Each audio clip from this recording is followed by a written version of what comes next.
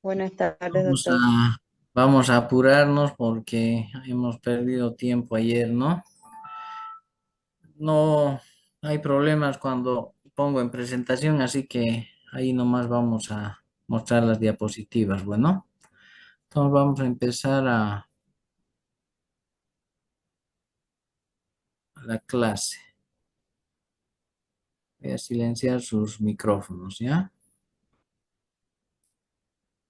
Bien, entonces hemos quedado aquí. Ayer estábamos viendo las complicaciones y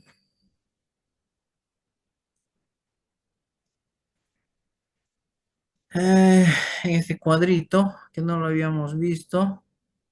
Bueno, es un resumen, ¿no? De la parte clínica de la colitis ulcerosa como de la enfermedad de Crohn, las diferencias clínicas entre ambas enfermedades. Vean ustedes, a la izquierda tenemos los síntomas y a la derecha los síntomas de la colitis ulcerosa y la enfermedad de Crohn. Por ejemplo, sangre macroscópica en heces, dice, ¿no? En la colitis ulcerosa sí, ¿no es cierto? Porque la colitis ulcerosa es una enfermedad que afecta al colon y produce lesiones tipo úlceras que sangran. Entonces sí hay sangre, ¿no es cierto? En cambio, la enfermedad de Crohn afecta sobre todo al intestino delgado. Hay otro tipo de lesiones, no hay úlceras. Hay fístulas, hay otro tipo de lesiones que no sangran mucho, ¿no es cierto? Entonces, cuando afecta a colon, sí puede haber sangrado, por eso dice ocasional. Presencia de moco, lo mismo. Colitis ulcerosa, sí, y en la enfermedad de Crohn ocasional. Otra diferencia, vean los síntomas generales. La colitis ulcerosa es una patología más restringida a colon, ¿no? Con lesiones ulcerosas sangrantes. Pero en cambio la enfermedad de Crohn es una enfermedad más extensa, afecta todas las paredes intestinales, entonces produce un estado inflamatorio más importante, ¿no? Un estado inflamatorio generalizado. Por eso hay síntomas generales en la enfermedad de Crohn y no así o en menos proporción en la colitis ulcerosa. Síntomas generales como fiebre, decaimiento del estado general, anorexia, mialgias, artralgias en ocasiones, ¿no? Entonces a eso se refiere. Bien, vean un resumen de todo lo que hemos ido viendo, ¿no? Que lo pueden ustedes ver con más detalle, con más calma, uno por uno, ¿ya? Una cosa importante, vean la presencia de anticuerpos. Dos tipos de anticuerpos se pueden detectar en la enfermedad inflamatoria intestinal, los anticuerpos ANCA y los anticuerpos ASCA. ¿Ya? Es importante revisar esta parte. Los anticuerpos ANCA son más frecuentes en la colitis ulcerosa. En cambio, los anticuerpos ASCA son más frecuentes en la enfermedad de Crohn. Es un problema autoinmune, ¿no es cierto? Que en estos problemas uno siempre pide estudio de anticuerpos, diferentes tipos de anticuerpos. Entonces, si nos da ANCA positivo, lo más probable es que sea colitis ulcerosa. Si nos da ASCA positivo, lo más probable es que sea enfermedad de Crohn. Entonces, esto es importante, ¿ya? En cuanto a los estudios complementarios.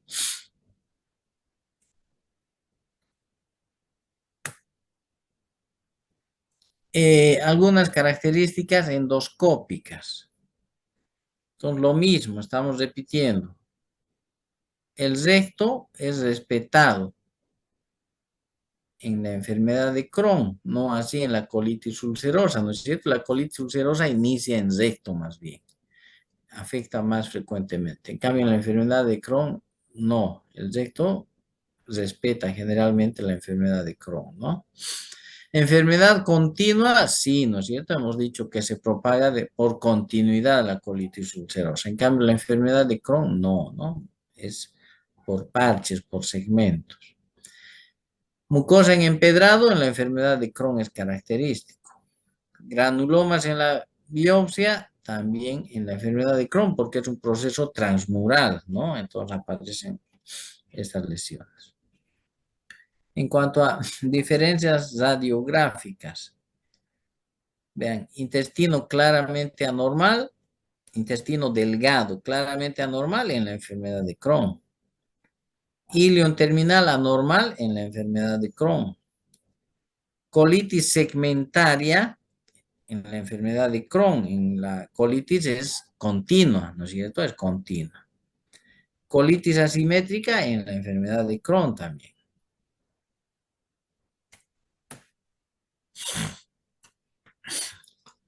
Para el diagnóstico diferencial, vean, hay una serie de enfermedades que pueden simular una enfermedad inflamatoria intestinal. Desde procesos infecciosos, bacterianos, por ejemplo, vean, salmonella, shigella, Escherichia coli, etcétera, etcétera. Una serie de gérmenes pueden provocar colitis que puede simular una enfermedad inflamatoria intestinal por los síntomas. La shigellosis, por ejemplo, ¿no es cierto? Ya hemos visto que da el síndrome disentérico bacteriano y una colitis ulcerosa se presenta como un síndrome disentérico, ¿no? Entonces, se puede confundir. Obviamente, en el estudio bacteriológico vamos a aislar uno de estos gérmenes, ¿no? El cultivo nos va a dar presencia de uno de estos gérmenes como causa de un proceso infeccioso. En cambio, en la colitis ulcerosa no se va a cultivar ninguno de estos gérmenes. Otro tipo de gérmenes, micobacteria, vean, tuberculosis, lo más frecuente. La tuberculosis enteroperitoneal provoca afectación difusa del intestino delgado, también a veces con fístulas, con perforaciones, con adherencias. Entonces, a veces es difícil diferenciar entre enfermedad de Crohn y tuberculosis enteroperitoneal. Es un cuadro frecuente y que hay que hacer diagnóstico diferencial.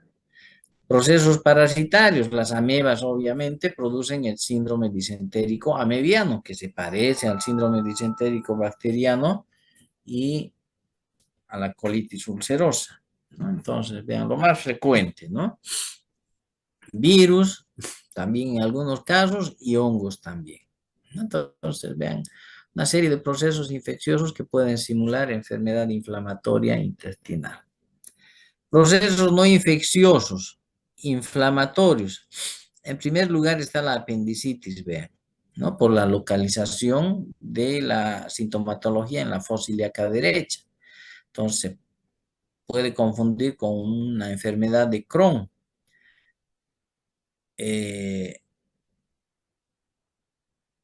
Iliocolónica, ¿no? Que afecta al ilion y colon en esa parte. Diverticulitis, colitis, otro tipo de colitis, vean, colagenosa, etcétera, etcétera, ¿no? Procesos neoplásicos, los linfomas en primer lugar, carcinomas metastásicos, fármacos y productos químicos, vean, los antiinflamatorios no esteroideos en primer lugar, que puede confundirse con un proceso inflamatorio de tramo alto, ¿no? Que afecte a estómago principalmente. Y otros más, que no es frecuente, pero que se menciona. Bien, el tratamiento, entonces, hecho el diagnóstico, ahora tenemos el tratamiento. El tratamiento va a depender de si el cuadro es leve, moderado o es grave, ¿no? Entonces es diferente el enfoque terapéutico. Hay una serie de fármacos que se pueden utilizar. Entonces vean una colitis leve a moderada. Una colitis ulcerosa leve a moderada. ¿Se acuerdan que hemos mostrado un cuadro donde se clasificaba en leve, moderada y grave, dependiendo de la diarrea, del número de deposiciones, de la cantidad de sangre que se pierde, etcétera, etcétera? Si hay fiebre, no hay fiebre, todo eso, ¿no? Entonces, ahí clasificamos en leve, moderada o grave. El tratamiento de la colitis ulcerosa leve a moderada se utiliza antiinflamatorios locales, de acción local a nivel intestinal, que son específicos, antiinflamatorios específicos que actúan a nivel del colon o intestino delgado de manera local. Entonces tenemos principalmente los fármacos 5-ASA, ¿ya? Vean, los fármacos 5-ASA son derivados de la sulfapiridina, ácido 5-aminosalicílico. Son de la familia del ácido acetilsalicílico, pues, ¿no? Por eso tiene acción antiinflamatoria. Entonces, en conjunto se denominan fármacos 5-ASA, como abreviación. De ellos, que se utiliza más frecuentemente es la sulfasalacina. Son derivados de las sulfas también, ¿ya? La sulfasalacina. Entonces vean ustedes, por vía oral, 6 a 8 gramos por día. Tiene acción antiinflamatoria a nivel del intestino. Entonces, elección. Se puede utilizar también por enemas. Cuando es colitis ulcerosa, se pueden utilizar estos fármacos en enemas. Vean, la mesalamina es un derivado también 5-ASA que se utiliza para tratamiento local por enema. ¿Ya? Eso básicamente. Suplementar con ácido fólico es la otra medida terapéutica. En casos leves a moderados. Con eso habitualmente los casos leves revierten, ¿no? Y se puede mantener con eso el paciente. Si no mejora con este tratamiento o el cuadro es moderado o grave, ¿no? Ya pasa a ser más grave, entonces tenemos a los glucocorticoides, que se utilizan en todo proceso autoinmunitario, ¿no es cierto? Entonces están los glucocorticoides como fármacos de primera línea. Entonces va a depender del estado del paciente para que se utilice por vía oral o por vía parenteral. ¿Ya? Por vía oral, ya estamos mencionando varias veces la prednisona, ¿no es cierto? La prednisona que viene por vía oral es de dosificación más práctica, uso más práctico también. Se dosifica más fácilmente. Viene de 5 y de 20 miligramos. Entonces, como dosis de ataque, habitualmente es entre 0,5 y 2 miligramos por kilogramo de peso. Como promedio, 1 miligramo por kilogramo de peso. Un paciente de 60 kilogramos va a recibir 60 miligramos de prednisona. Esos son 3 tabletas de 20 miligramos, ¿no es cierto? Entonces, es fácil de dosificar la prednisona. Son dosis de ataque, 40 a 60 miligramos, kilogramos de peso día. Si son 60 miligramos, daremos 40 miligramos en la mañana y 20 miligramos a las 3, 4 de la tarde, tratando de simular la secreción normal de corticoides por el organismo, ¿no es cierto? La mayor secreción es en la mañana, en la noche la menor secreción. Entonces tratamos de simular esa secreción dando 2/3 de la dosis en la mañana y 1/3 de la dosis en la tarde. No es bueno dar glucocorticoides en la noche. Y si son dosis grandes, peor todavía. Tiene efectos adversos más severos, ¿ya? Bien. Anticorticoide por vía parenteral. Tenemos la hidrocortisona, ¿no? También el más práctico de utilizar, el más rápido en su acción y el más barato de todos los glucocorticoides parenterales. ¿Ya? Entonces, vean, por vía intravenosa, 300 miligramos al día, que equivalen a los 40 o 60 miligramos de prednisona, son equivalentes. Otro fármaco más potente que la hidrocortisona es la metilprednisolona. Tiene la misma acción, ¿no es cierto? Todos los glucocorticoides tienen la misma acción, pero la metilprednisolona es más potente y por eso vean la dosis es solo de 40 a 60 miligramos día, no los 300 miligramos de hidrocortisona. Entonces la metilprednisolona también se puede utilizar, sobre todo en los casos graves, más graves, ¿ya? Porque tiene mayor potencia ese corticoide. También se pueden utilizar los corticoides por vía rectal en enema. Entonces, para ello, vean, se utiliza hidrocortisona. que viene en espumas especialmente especiales para enema, ¿no? Pero si no hubiera, si no se dispusiera de estas espumas, se puede utilizar la misma hidrocortisona parenteral para preparar enemas y utilizar por vía rectal. Entonces tiene acción local y también tiene buena acción en la colitis ulcerosa, ¿no? Bien, también se tiene que utilizar antibióticos, ¿ya? Se infectan fácilmente estos pacientes, es un proceso inflamatorio, hay lesiones ahí sangrantes, entonces es fácil que se infecten, ¿no es cierto? Hay una flora microbiana normalmente en el intestino grueso, entonces puede producirse una infección y se puede diseminar. Entonces los antibióticos también están indicados. ¿Cuáles? Vean, metronidazol y ciprofloxacina principalmente. ¿Ya? Se pueden utilizar otros también, dependiendo de la sensibilidad a los antibióticos, ¿no? Que haya en el paciente. Entonces, metronidazol, vean, eficaz en la enfermedad de Crohn activa inflamatoria.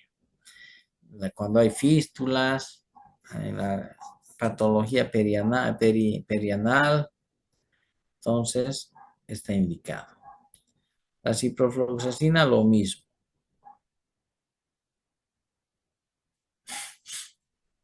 Y en última instancia, si no hay respuesta a los glucocorticoides, a los antibióticos, a todo el tratamiento que se hace, entonces utilizan los inmunosupresores.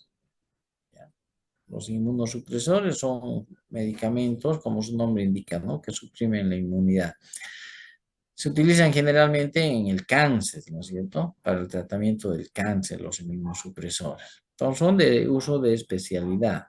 Está la satioprina, la 6-mercaptopurina, la ciclofosfamida, varios que se pueden utilizar. Solo los mencionamos porque son fármacos de especialidad, como les decía, ¿ya? Entonces, vean, es toda una batería de medicamentos, ¿no? Solamente hablando de los preparados 5-ASA, que son los antiinflamatorios orales, vean, hay una lista larga que tienen en este cuadro. El fármaco, la presentación a la izquierda, la fórmula, dónde actúa y la dosis a la derecha. Como ejemplo, la sulfasalacina, ¿no es cierto? Hemos hablado de la sulfasalacina, que es el más utilizado. Su compuesto es la sulfapiridina, donde actúa a nivel del colon. Es un antiinflamatorio, ¿no es cierto? Intestinal. Dosis 3 a 6 gramos en los procesos agudos, 2 a 4 gramos como dosis de mantenimiento. Luego tenemos la olsalacina, más abajo. También es un 5-ASA, es de la misma familia. Actúa en el colon y aquí está su dosis.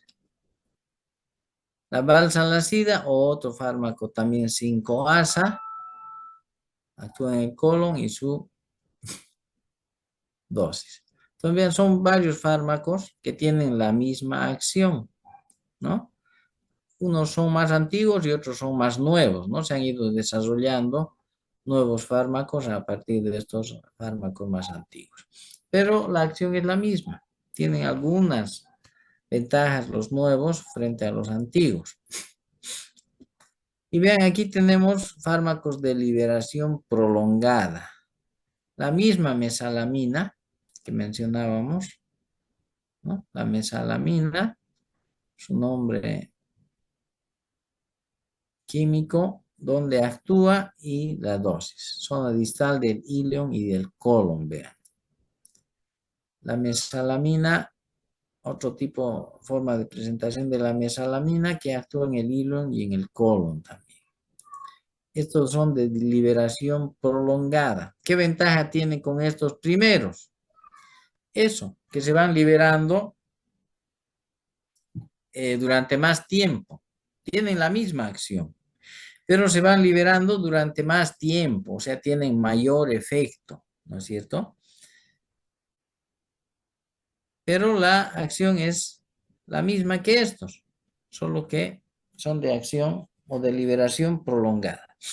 Y hay otros fármacos todavía que son de liberación controlada, vean. Es la misma mesalamina, con diferente composición, vean, son microgránulos con etilcelulosa, donde actúa desde el estómago hasta el colon, a diferencia de estos que actúan en ilio y colon. Entonces, por eso se llaman de liberación controlada. Se van liberando un poco en estómago, se van liberando un poco en intestino delgado y se van liberando un poco en intestino grueso. O sea, esta es una liberación controlada y tiene más efecto a nivel local que estos anteriores, ¿no es cierto? Se libera todo en la primera porción del intestino delgado y va actuando, y a medida que va recorriendo hasta el recto va disminuyendo su concentración y su acción. En cambio, la liberación controlada actúa mejor en cada segmento del tubo digestivo, ¿no? Y tenemos la liberación prolongada y extendida. Es la misma mesalamina que la modifican y le dan otras cualidades, ¿no es cierto? Para que se vaya liberando poco a poco y durante más tiempo. Entonces, vean, los fármacos son los mismos, solo que con diferentes tipos de acción. Y obviamente estos fármacos de liberación controlada son mucho más caros que estos primeros, ¿no es cierto? Estos de liberación prolongada y extendida son mucho más caros que estos otros. Al final el efecto es el mismo, más eficaz en algunos casos porque se va controlando la liberación, etcétera, etcétera, pero son mucho más caros, ¿no? Y a veces prohibitivos para el paciente. Entonces, igual se pueden utilizar estos, no hay problema.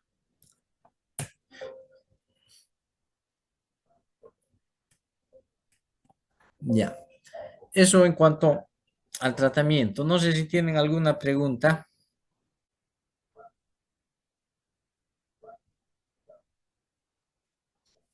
Si no, No, doctor.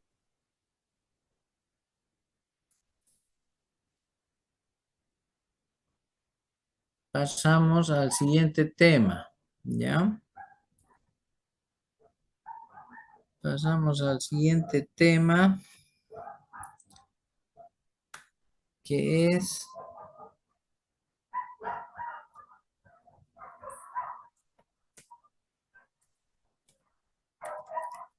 el síndrome del colon irritable.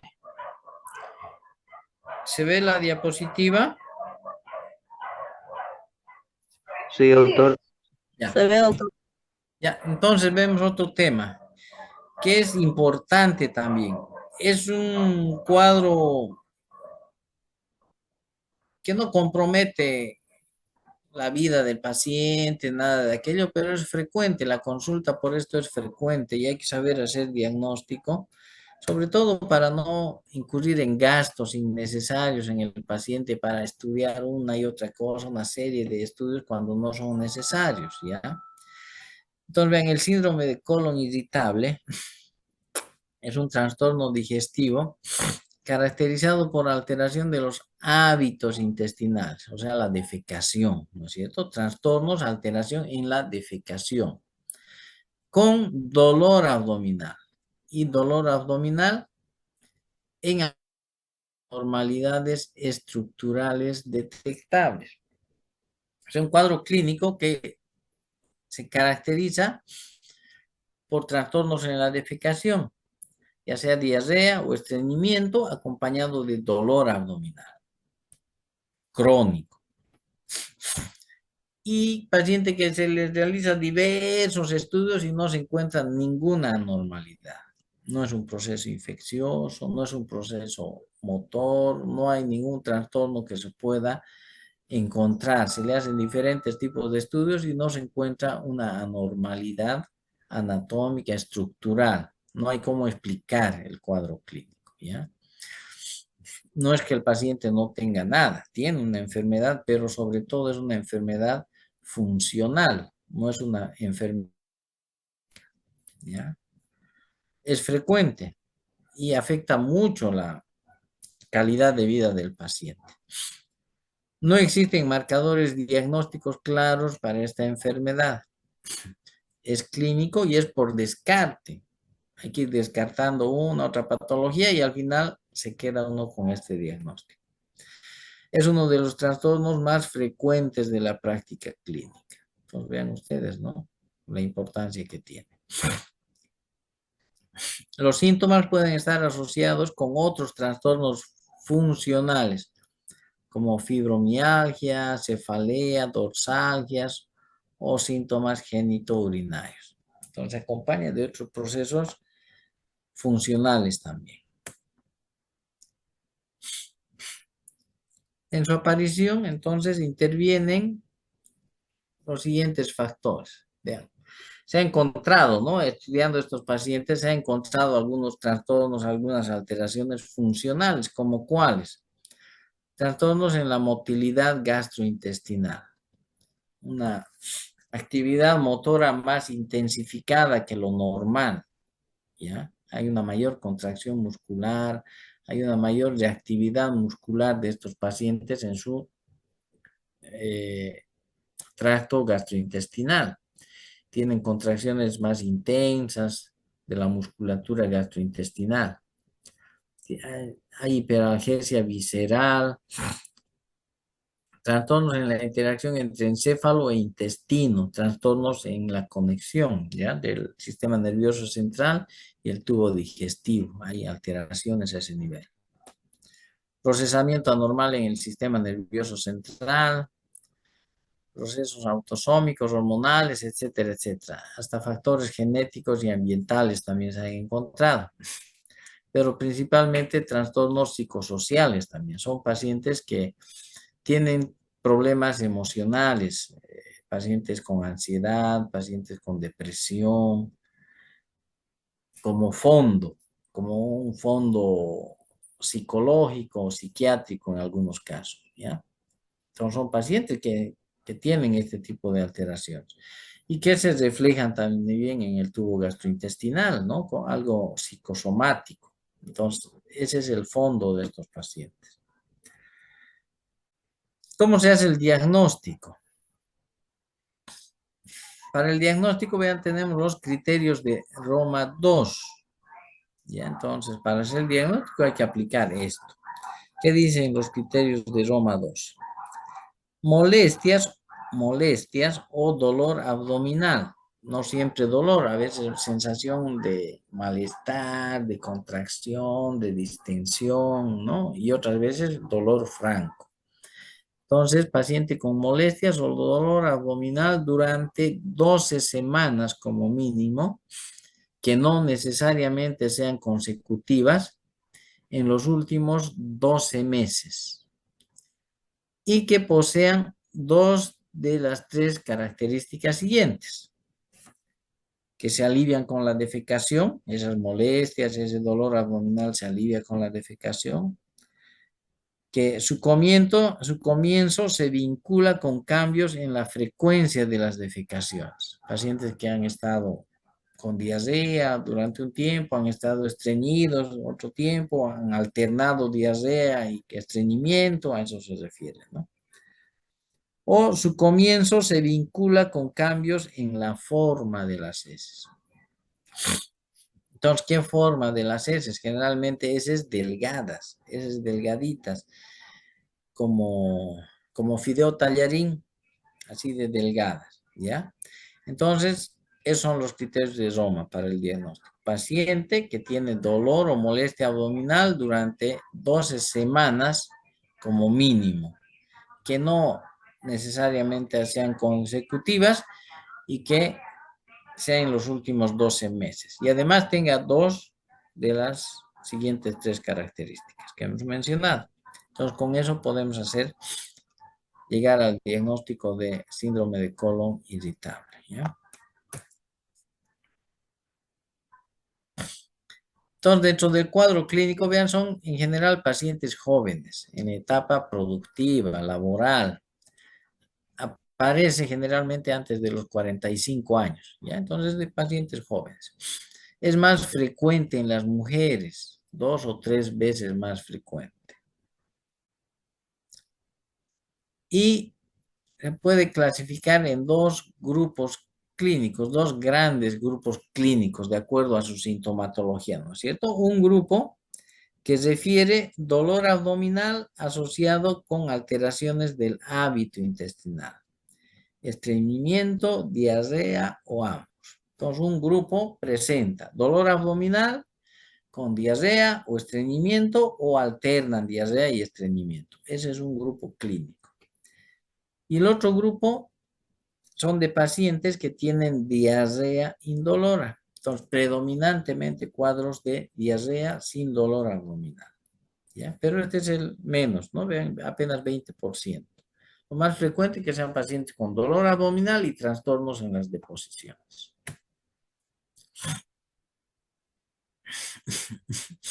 En cuanto al dolor abdominal, ¿no es cierto? Ya les he dicho, con los que estamos haciendo ya prácticas, hay que averiguar todo sobre la semiología del dolor. Localización, forma de comienzo, intensidad, tipo de dolor, todo tenemos que averiguar, ¿no es cierto? Entonces vean ustedes, en estos pacientes, ¿qué características tiene el dolor abdominal? Es variable en intensidad y localización. En el 25% refiere molestias o dolor abdominal a nivel de hipogastrio. Un 20% refiere dolor abdominal en el lado derecho del abdomen. 20% refiere dolor abdominal en el lado izquierdo del abdomen. Y 10% refiere dolor abdominal localizado en epigastrio. Entonces, más o menos está distribuido por todo el abdomen, ¿no? Predominando el hipogastrio, la zona baja, donde se proyecta el intestino delgado, pues, ¿no? Es episódico, o sea, aparece un tiempo, desaparece, aparece otro tiempo, desaparece, aparece por episodios, ¿no es cierto? Es episódico, o sea, el paciente tiene una historia de dolor abdominal que aparece y desaparece. Es tipo retortijón, a veces fuerte como un cólico, ¿no? Y cede el dolor, pero queda en el paciente un fondo de molestia constante, como sensación de malestar, de pesadez, aunque ya no tiene dolor, pero queda con una sensación de molestia, ¿no? Tiene un fondo de molestia constante. Siempre se queja el paciente, tengo molestia aquí, tengo molestia, ¿no? Y a veces refiere dolor franco. Puede ser de intensidad, puede ser leve el dolor o puede ser intenso en algunas ocasiones, ¿ya? Vean, suele exacerbarse con las comidas, se incrementa después de las comidas o después de renegar, de tener estrés emocional, etcétera, se intensifican las molestias abdominales. Y más bien se alivia con la expulsión, con la defecación o con la eliminación de gases. ¿Ya? Entonces, esas son las características del dolor, vean ustedes, ¿no? De eso tenemos que averiguar cuando estamos con un paciente, tenemos que preguntarle estas cosas, averiguar qué características tiene el dolor. Otro dato, vean, el dolor aparece casi siempre durante las horas de vigilia, o sea, en el día, cuando el paciente está despierto, trabajando con tensión emocional. En cambio, en la noche el paciente se duerme y se duerme toda la noche tranquilo, no le duele, no despierta con dolor durante la noche o es muy raro. Ese es otro dato importante de que es un problema funcional. En cambio, los problemas orgánicos duelen de día y duelen de noche, pues, ¿no? En cambio, estos pacientes ven en la noche, generalmente duermen bien porque no tienen molestias. La malnutrición extraordinariamente rara. Entonces, son pacientes bien nutridos, no están desnutridos, porque a pesar de que su problema es crónico, ¿no? Dura meses o años, y de dolor constante, con diarrea, uno podría pensar que tiene un síndrome de malnutrición, ¿no es cierto? Y estar desnutrido. No es así porque estos pacientes alternan la diarrea con el estreñimiento, comen bien, su apetito está conservado, no tienen problemas de mala absorción, así que no están desnutridos, ¿no? A pesar de tener un problema crónico y algunas veces grave por el dolor y todo eso, su estado general es bueno. Y entonces otro dato también a tomar en cuenta. En cuanto a la alteración en las deposiciones, vean ustedes, ¿no? Entonces la alteración clínica más constante es la alteración del hábito intestinal. El patrón más frecuente es estreñimiento alternado con diarrea. Las heces son duras y delgadas, ya hemos dicho, ¿no? A veces son así como fideo, prácticamente de delgaditas. Ese es un signo ya para hacernos pensar que hay un problema ahí. ¿Por qué? Porque el colon es espástico. Hay, hemos dicho, trastornos en la motilidad, se contrae con más intensidad la musculatura intestinal y el colon se contrae también, está contraído y eso produce pues dolor, ¿no es cierto? Y como está contraído el colon, las heces se forman delgaditas, ¿no? Es esa la característica. También refieren tenesmo. Hay pacientes que refieren estreñimiento crónico con breves lapsos de diarrea, ¿no? Entonces, alternancia de estreñimiento con diarrea. Suele ser episódico, pero con el tiempo se vuelve continuo y cada vez más irritable. Cuando hay mucho estreñimiento, los pacientes empiezan a utilizar laxantes y todo eso que va empeorando a la larga el cuadro clínico, ¿no? Cuando el paciente está con diarrea, vean, las deposiciones son poco voluminosas y de heces blandas. En general, vean, menos de 200 ml por día. Son casi normales, ¿no? Solo en el día, no son nocturnas y a veces hay presencia de grandes cantidades de moco. Ese es otro dato también, ¿ya? O a veces simplemente tienen deposiciones de moco, nada más. Entonces, esa es otra característica. Hemorragia en caso de que haya coexista con hemorroides. La colitis de este tipo no produce sangrados. No hay mala absorción ni pérdida de peso, ¿no? Estamos recalcando eso. ¿Qué más? El paciente refiere mucho meteorismo, distensión abdominal, gases y eructos. Es frecuente en estos pacientes.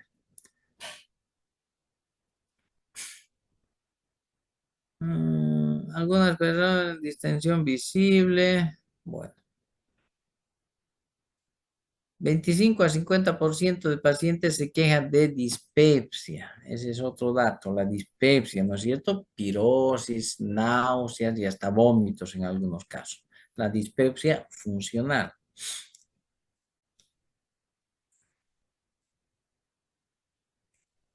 Ya, no hay nada más importante ahí. Bueno, la fisiopatología no la vamos a repasar, nos interesa la parte clínica, ¿ya?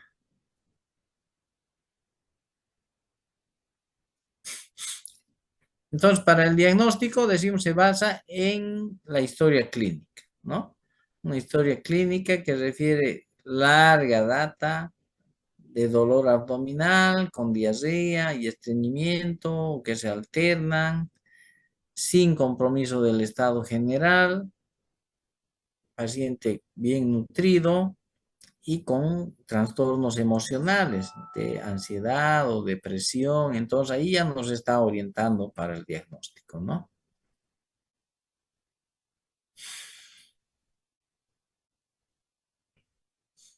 Entonces, ven, hay que saber seleccionar, ¿no? A qué pacientes se le van a realizar estudios profundos. Porque estos pacientes, como es largo su proceso, es crónico y a veces es invalidante, a veces sí el dolor y todo es tan intenso que les impide ir a trabajar. Entonces, a veces es invalidante. Y el paciente tiene trastornos emocionales y lo primero que piensa es que tiene cáncer, ¿ya? Dice, tengo cáncer, tanto tiempo y no me encuentran nada, va un médico, otro médico. Entonces, el mayor temor del paciente es tener algo grave y sobre todo tener cáncer. Entonces, bueno, a veces por presión del paciente uno hace una serie de estudios, ¿no? de laboratorios radiológicos, marcadores tumorales y todo que no justifican, pues, ¿no? Porque es un problema funcional. Entonces hay que, eso dice la Asociación Americana de Gastroenterología, ¿no? Hay que tomar en cuenta algunos factores para seleccionar la profundidad de la evaluación diagnóstica. ¿Qué pacientes se les va a realizar una serie de estudios para descartar alguna otra cosa, ¿no? Entonces hay que saber, no hay que hacer gastar nomás al paciente por nada, ¿no? Bien.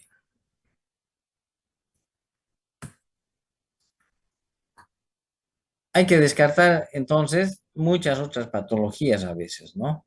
Para quedarnos con el diagnóstico de intestino irritable. Entonces, más es un diagnóstico de descarte, ¿no? Descartar problemas orgánicos y cuando no se encuentra nada, bueno, el diagnóstico es funcional, colon irritable o intestino irritable. Entonces, una vez hecho el diagnóstico, vean en cuanto al tratamiento. La parte importante, obviamente, es el apoyo emocional, porque estos pacientes tienen trastornos emocionales, decimos, ¿no? Entonces, la orientación al paciente y la modificación en la dieta son importantes, ¿no? Y sobre todo, tranquilizar al paciente.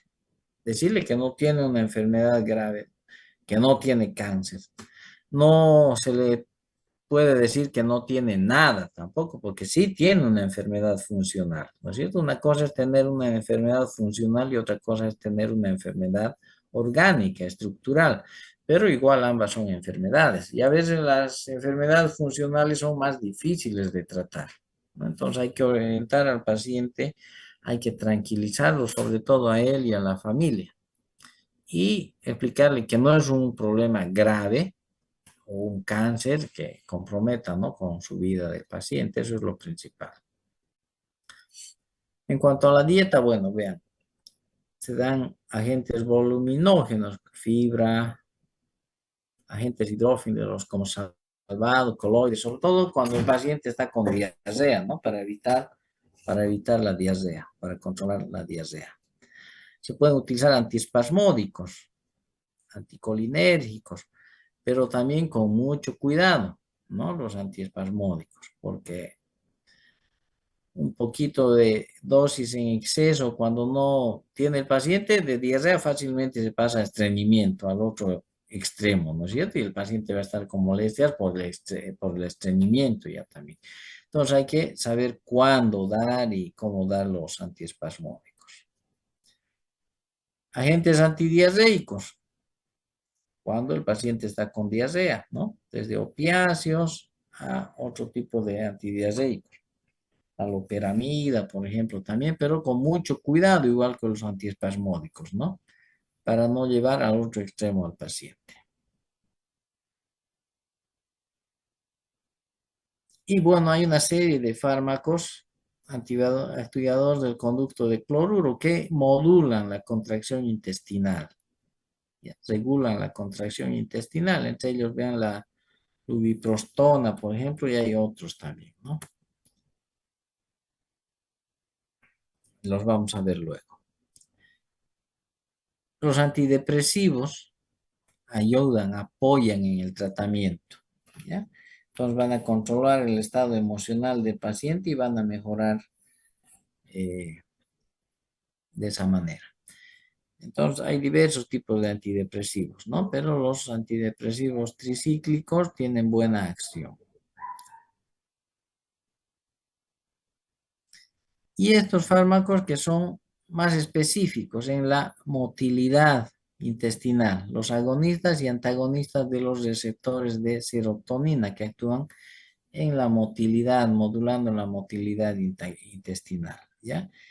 Tenemos ahí, vean, el alocentrón, cilancetrón, tegacerot, etcétera. Vean, su acción, intensificar la sensibilidad de las neuronas aferentes intestinales. Con eso modulan la contracción muscular. Bueno, y aquí vean un cuadro que lo pueden analizar con mucha calma,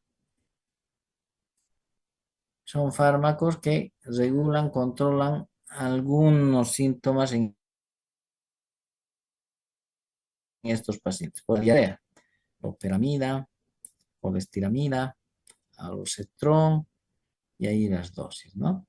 Para el estreñimiento, el psyllium, la metilcelulosa, son hidrófilos, ¿no?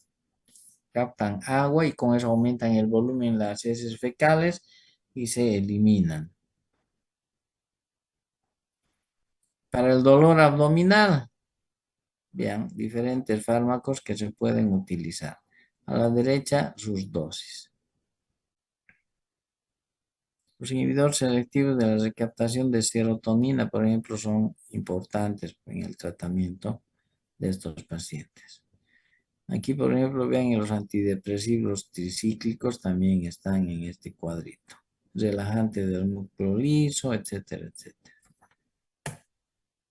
Bueno. Aquí un cuadro donde se clasifica la gravedad del síndrome del colon irritable. Entonces, a veces es grave, hemos dicho, es invalidante, ¿no? Entonces, vean, puede haber desde leve, moderado a intenso o grave. Aquí a la izquierda, los síntomas que se consideran para esta clasificación, por ejemplo, prevalencia, dice. El 70% de los pacientes tienen cuadros leves, ¿no? Es leve.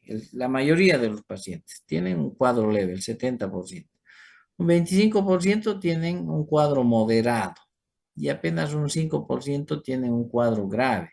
Estos son los más complicados, ¿no? Estos pacientes tienen problemas laborales, etcétera, porque faltan frecuentemente al trabajo, por la intensidad de los síntomas, ¿no? Entonces, afortunadamente son solo un 5%, ¿no? Son los más difíciles de tratar también. En cuanto a la correlación con el cuadro funcional del intestino, en caso leve se correlaciona casi siempre, ¿no? Y así va decreciendo. Los síntomas constantes en los cuadros leves no, en los moderados un poco y en los intensos sí, ¿no? Son síntomas constantes que tiene el paciente, por eso es invalidante. Dificultades psicosociales, vean, el leve no, asiste a su trabajo, tiene relaciones sociales normales, no tiene mayor inconveniente. En cambio, en el intenso sí, ¿no? Se compromete mucho la actividad social, psicológica, todo. Pacientes que faltan mucho al trabajo, hemos dicho, se aíslan socialmente, no tienen amistades, no salen por la intensidad de los síntomas, ¿no? Problemas de atención de salud, sobre todo los intensos, ¿no? No encuentran atención de salud, tienen que ir al especialista, no se atienden en las postas, tienen que ir a centros de segundo, tercer nivel, etcétera. Es más compleja la atención de esos pacientes. Tipo de práctica, por ejemplo, el cuadro leve se atiende perfectamente en el primer nivel, ¿no? El moderado, ya por un especialista, ¿no? Un gastroenterólogo, etcétera. Y el intenso ya tiene que ir, vean, a un hospital de tercer nivel, ¿no? Por la gravedad de los síntomas. Entonces puede ser grave en algunos casos, ¿no? Bien. ¿Tienen alguna pregunta sobre este tema?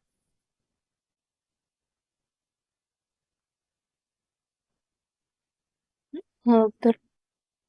Sí.